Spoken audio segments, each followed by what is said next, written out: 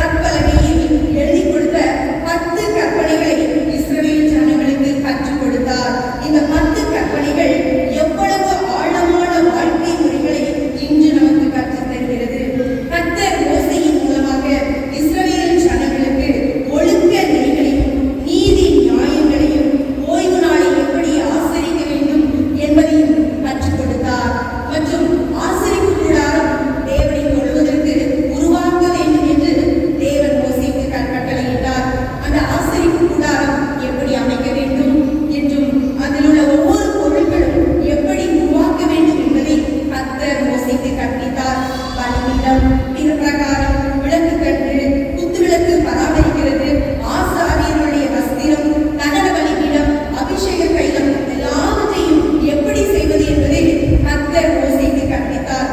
மோசே இஸ்ரவேல் ஜனங்களுக்கு கர்த்தர் சொன்னபடியே கற்பித்தார். யாத்ராகமம் 39ஆம் அதிகாரம் 42, 43 வசனங்களில் இப்படி சொல்லப்பட்டுள்ளது. கர்த்தர் மோசேக்கு கற்பித்தபடியெல்லாம் இஸ்ரவேல் புத்திரர் சகல வேலைகளையும் செய்தார்கள். மோசே அந்த வேலைகளை எல்லாம் பார்த்தான். கர்த்தர் கற்பித்தபடியே அதை செய்திருந்தார்கள். மோசே அவர்களை ஆசீர்வதித்தான். மோசேயின் நாட்களில் கர்த்தர் நல்ல போதகராய் மோசேக்கு இஸ்ரவேல் ஜனங்களை எவ்வாறு நடக்க வேண்டும் என்பதை மிகவும் அருமையாக போதித்தார். அவற்றை இன்று நாமும் கடைபிடிக்க வேண்டும். இன்று பாடமாக வாசித்த உபாகமம் 6ஆம் அதிகாரம் 5 முதல் 9 வசனங்கள் வரை உள்ள வசனங்களை நான் வாசித்தேன். அனைவரும் வேதத்தை திரும்பி எடுத்துக்கொண்டு மனதில் வாசியுங்கள். உபாகமம் 6ஆம் அதிகாரம் 5ஆம் வசனம். நீ உன் தேவனாகிய கர்த்தரிடத்தில் உன் முழு இருதயத்தோடும் உன் முழு ஆத்துமாவோடும் உன் முழு பலத்தோடும் அன்பு கூர்வாயாக. இன்று நான் உனக்கு கட்டளையிடுகிற இந்த வார்த்தைகள் உன் இருதயத்தில் இருக்க கடவது. நீ அவைகளை உன் பிள்ளைகளுக்கு கருத்தாய் போதித்து, நீ உன் வீட்டில் உட்கார்ந்திருக்கிற போதும், வழியில் நடக்கிற போதும், படுத்துக் கொள்கிற போதும், எழுந்திருக்கிற போதும் அவைகளை குறித்து பேசி, அவைகளை உன் கையின் மேல் அடையாளமாக கட்டிக் கொள்வாயாக. அவைகள் உன் கண்களுக்கு நடுவே ஞாபக குறியாய் இருக்க கடவது. அவைகளை உன் வீட்டு நிலைகளிலும் உன் வாசல்களிலும் எழுதுவாயாக என்று மோசே சொல்லியிருக்கிறார். நாமும் இந்த வசனத்தின்படி நடக்க வேண்டும். பெற்றோர்கள் பிள்ளைகளுக்கு கற்றுக் கொடுக்க வேண்டும். நாம் நரகாக்கினையிலிருந்து நித்திய ஜீவனை பெற்றுக்கொள்ள வேண்டுமானால் கர்த்தருடைய கற்பனைகளையும் கட்டளைகளையும் நியமங்களையும் கற்றுக் கொடுக்க வேண்டும். நம் பிள்ளைகளுக்கு நன்றாக படிக்க வைக்கலாம், தவறில்லை. இந்த உலகத்துக்கு தான் நித்தியத்தை சோதரிக்க வேண்டுமானால் நிச்சயம் பெற்றோர்கள் தங்கள் பிள்ளைகளுக்கு ஆசிரியர்களாக மாறித்தான் ஆக வேண்டும். பெற்றோர்கள் பிள்ளைகளுக்கு நல்ல ஆசிரியராக மாற வேண்டும். கர்த்தர் கற்றுக் கொடுத்த கட்டளைகளின்படி கற்பனைகளின்படி நடக்க கற்றுக் கொடுக்க வேண்டும். உலக பிரகாரமான பெற்றோர்கள் பிள்ளைகளை பற்றிய கரிசனை இல்லாதவர்களாக இருப்பதால் துணிகரமான பாவங்களை அவர்கள் செய்து கொண்டு வருகிறார்கள். இளைய தலைமுறையினர் உருவாகிக் கொண்டிருக்கிறார்கள். ஆசிரியர் மாணவர்களுக்கு ஒழுக்க நெறிகளை கற்றுக் கொடுக்க முடிவதில்லை.